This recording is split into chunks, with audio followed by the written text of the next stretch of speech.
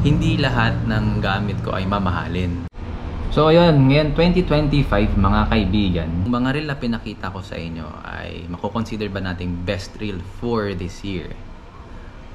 Sa aking opinion mga kaibigan, dahil sa price points nila at sa quality na meron sila, I would say okay mga kaibigan, morning goods. Ngayon ang pag-uusapan natin ay tungkol sa fishing reels. Yan. So, previous video natin o previous live natin, ang pinakita ko sa inyo yung mga ginagamit ko na fishing rods from ultralight to medium heavy. So apat yon. Meron tayong ultralight, light jigging rod, light jigging rod ulit na overhead, at saka isang medium heavy. Ngayon, ipapakita ko naman or i-discuss naman natin yung ating reel na ginagamit sa mga rod na yun. Okay? So, andito yan. Sa gilid, nandito. Eto. So, yan. I-discuss din natin yung price points for each reel, no? Okay. So, mga kaibigan, gusto ko lang din malaman ng lahat na kung nanonood kayo ng mga videos natin, hindi lahat ng gamit ko ay mamahalin. Majority dyan, mura lang. Yun, gusto ko rin linawin na yung mga binibili nating gamit, madalas yan, pinag-iipunan ko rin. Price point wise, meron tayong budget friendly. Actually, pwede nyo i-check dito sa ating shop sa baba. Yan yung yellow basket na yan. Pinakauna, yan yung pangalawa pala, yung Shimano Sienna. Yan yung reel na yan. May counterpart yan yung ating Shimano FX. So eto, yan. So medyo hawig-hawig yan doon sa ating reel, no? Dun sa ating sa basket na yan. So anyway, pag-usapan natin yung ating, unahin na natin parang nakaraan, unahin natin yung pinaka maliit natin, So ang game natin, sa mga bago lang sa ating channel, ang game natin ay medium to heavy hunting ng fish. So nagre-range yung ating target fish between 3 kilos, 10 kilos or above, depende. But majority talaga nasa 3 to 10 lang yan, kasi yan yung mga common sizes na nahuhuli natin sa ating dagat. Alright, so magkagayon pa man, hindi ibig sabihin hindi tayo gumagamit ng mga maliliit. Gumagamit pa rin tayo. So ito yun mga kaibigan, ang ating Shimano FX 1000 series. Ito ay spooled with villain thug na 6 pounds. At meron siyang leader na I think 10 pounds or 20 pounds, tandaan. Pero yun nga yung yung kanyang specifications. So ito mga kaibigan, itong Shimano FX na to, napakamura nito. As in 1,100 at ito nung nabili ko dati. Ngayon hindi ko alam po magkano. Ngayon, maraming options naman sa mga reels natin na depende sa budget nyo kasi Pero hindi ibig sabihin na Shimano mahal. Actually, dalawa yung ganito ko. Ito yung Shimano FX 3000 series. Ayan. So pareho silang FX ang model, pero magkaiba sila ng laki. Ito, kung mapapansin nyo. Oh, kita ba? Parang hindi ata. But anyway, ito kasi gamit ko sa ultralight. Ito naman gamit ko sa light jigging. Actually, micro pa nga eh. So pagka ito yung pinapares ko sa bullset, ito naman doon sa light spinning. So magkaan na yan. Ito lang yung ginagamit ko. Why? Mura eh.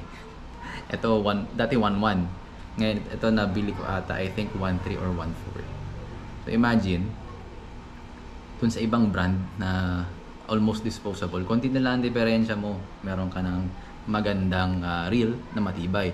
And actually mga kaibigan, hanggang ngayon gamit ko pa itong mga ito. Oh. Yan, medyo ano lang, puno lang yung spool pero smooth pa yan. Tapos lahat naman, I think lahat naman ng reel basta well maintained, ever after use, ano nyo lang, banlawan nyo mabuti sa fresh water, gagana yan, mag-work yan. So eto ngayon, Yung mga reels kasi na ito, no? Lahat naman actually. Basta hindi mo inalagaan, magkakaroon ka ng problema eventually. Okay? So, yun yung ating cheapest, yung dalawang yon, Shimano FX 1000 series at saka 3000 series. Punta tayo sa mid-range. Sabihin medyo may presyo. So, ito. Ayan.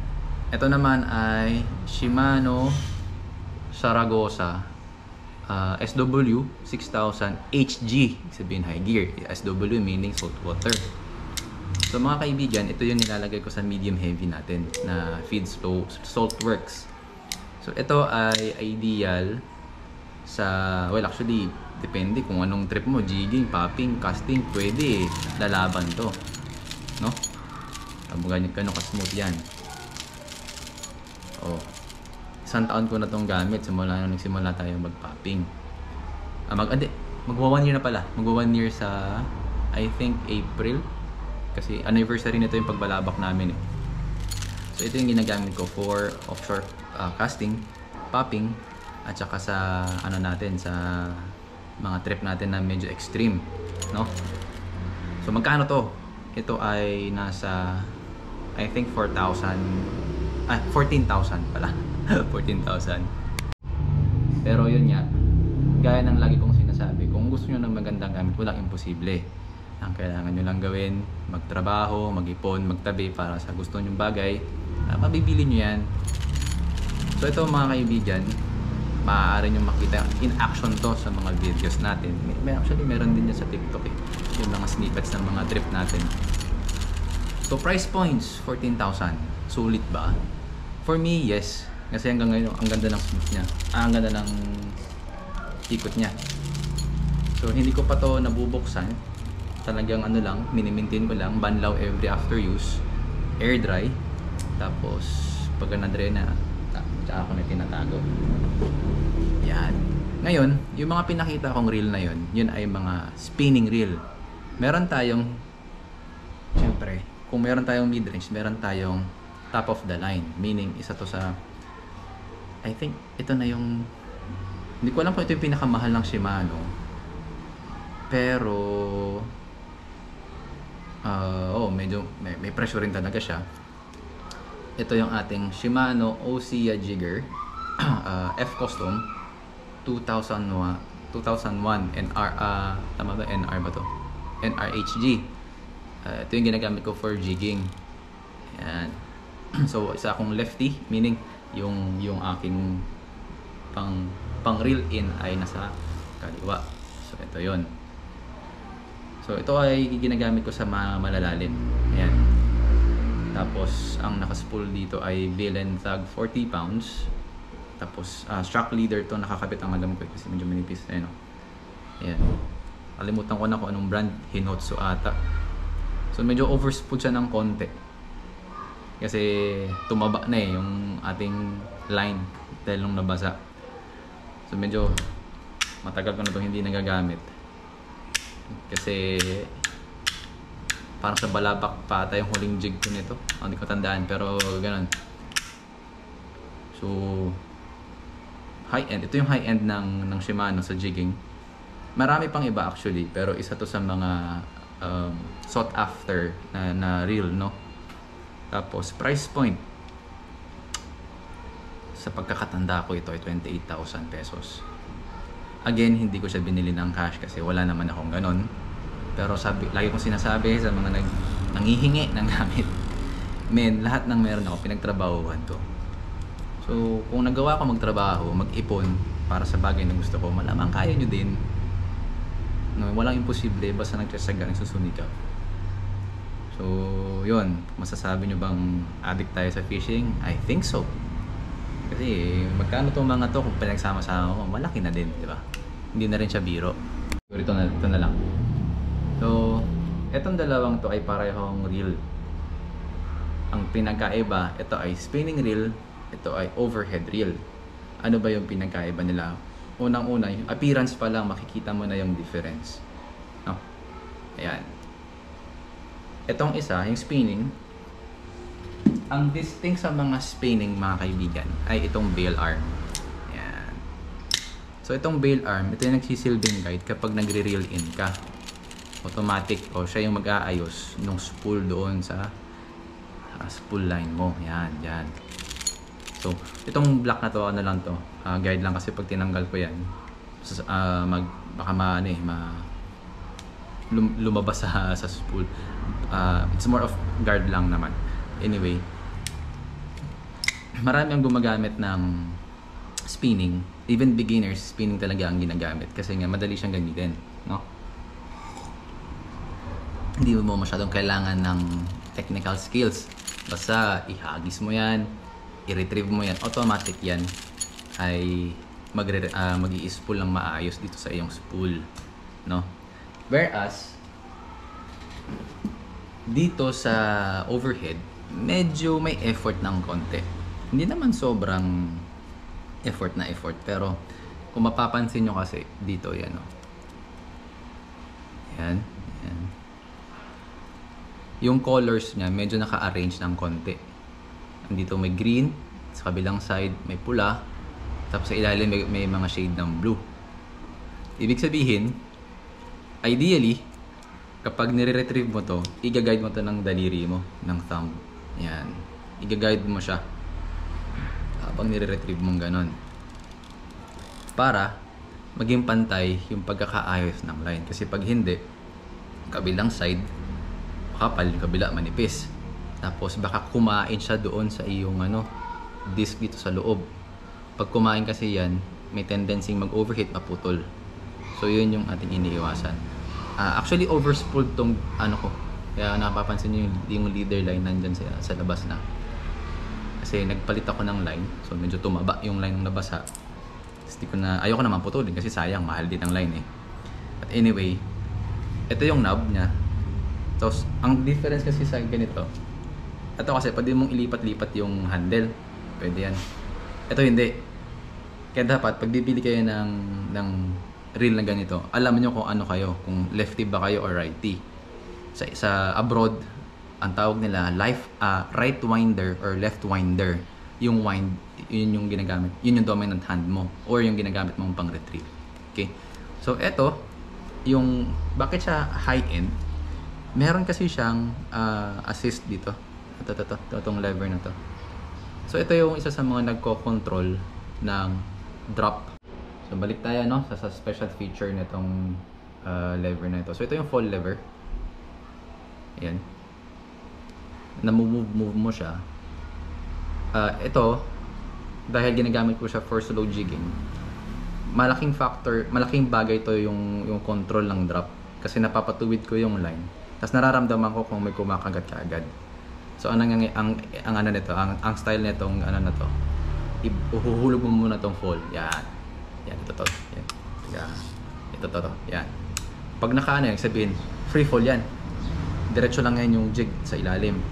Ngayon, ito yung ginagamit ko pang control sa jig para tumuwid yung line. Ngayon, pag may naramdaman akong kumagat, ganun lang, kakrank ko lang siya, automatic, mag-i-engage siya. So, naka-fight mode na ako. So, ito yung purpose nito. Yan. So, sobrang convenient niyan kapag lumalaban na sa isda. Ngayon,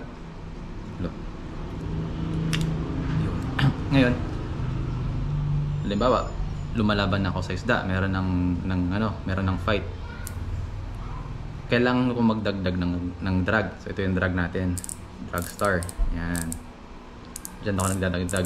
Kaya lang malakas pa rin yung isda. Anong ideal na gawin? Ito, sinasagad ko. Kasi once na sinagad mo to, nakakadagdag pa rin siya ng drag. So meron kang fine tuning sa pag-fight mo sa isda. Ngayon, malakas talaga yung isda. Talagang hindi pa rin kaya ng reel. Anong ginagawa ko? Daliri na. So, inaano ko na to. Ini-stop ko na padahan-dahan yung line. Tapos tsaka ako magre-retrieve. So, always ganon mga kaibigan. Ganon yung ginagawa natin. Although bihira mangyari, pero nangyayari. No? So ayun, ngayon 2025 mga kaibigan, yung mga reel na pinakita ko sa inyo ay mako-consider ba nating best reel for this year? Sa aking opinion mga kaibigan, dahil sa price points nila at sa quality na meron sila, I would say yes. Dahil ako mismo gamit ko eh. Ito sa mga murang reel lang Shimano FX. Hanggang ngayon gamit ko pa, simula akong mag-fishing at mag-vlog. Hanggang ngayon gamit ko pa siya. Magkano to dati? 1,100 pesos. Hanggang ngayon nandito pa sa akin. Diba? So, yan, ang lagi kong sinasabi, kapag gustong tumagal ang gamit, kailangan ingatan. So, every after use, banlawan, fresh water, yan. Tapos, air dry, room temperature, hayaan nyo matuyo yan dyan, tsaka nyo itago. Okay? So, isa pa pala, sige, muntik na nating maano. So, ito yung ginagawa ko ng every after mag-fishing, no? Pagka nag-fishing kayo, punta kayo sa, pag ililigpit nyo na o babanlawan nyo na, punta kayo sa grip or fresh water. Paikutan nyo yan, ganyan. Bilang kayo 10-20 counts. Sa tubig, running water, dito yung patamaan sa spool. Or ilublob nyo sa tubig, okay lang yan. 20 counts. After 20 counts, taktak nyo. Yan. Siyempre yung mga tubig na pumasok-pasok dyan, maaalis na yan. No? So yun ang kailangan yung gawin. Next mga kaibigan, huwag nang kakalimutan na luwagan yung drag. Yan, very important. Luwagan yung drag. And then, air dry.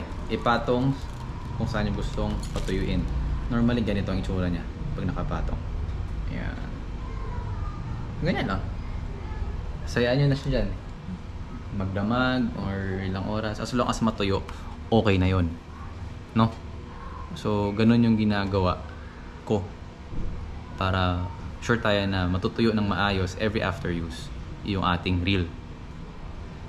As once in a while, yung itong mga to, ito nabuksan ko na to eh. Well maintained to sa langis, itong dalawa. Itong isa yung Shimano Saragosa, hindi pa to nabubuksan, hindi pa siya nalalangisan ulit kasi okay pa naman. Itong ito, na-maintain na rin to, nabuksan na rin ito. Kasi after a year of use, nung nagbalabak kami, medyo nagkaroon na siya ng tigas-tigas. So pina-service ko na. Okay na siya ulit. So ganun mga kaibigan, may maintenance lang talaga. Pero minsan ka lang bibili. Okay. So yun na nga no. Kapag pumipili ng reel, I suggest na magtanong muna at alamin kung ano yung gusto nyong game, no? Kasi napakaraming uri ng reel, napakaraming brand, iba-iba sila ng ginagawa, ng specialty. So I would suggest na magtanong muna para hindi sulit. Ngayon, kung lang itatanong nyo sa akin, anong budget reel ang ideal for this year? Well, it depends on your budget. It's always on your budget. Kasi may mga reel na below 1,000 pero tatlong gamitan mo lang, wala na, tatapon mo na. So ayaw naman natin ng ganon. So okay na akong bayad ng medyo may presyo like 1,000 o 1,100, 1,200 or 2,000, sige, sagad na natin. Pero matagal ko siyang magagamit, taon. Kailangan ko lang siyang alagaan and i-maintain. So ganon lang naman talaga mga kaibigan. So balikan nyo na lang yung video na to, panoorin nyo yung mga diniscuss natin, and then you choose what kind of reel or what type of what brand ng reel ang bibilihin niyo. Next video, ipapakita ko, ikakabit natin isa-isa yung ating reel sa respective partner rods nila. Sa ngayon, puro reel muna tayo. Alright? So, yun. Susunod na next time ulit mga kaibigan.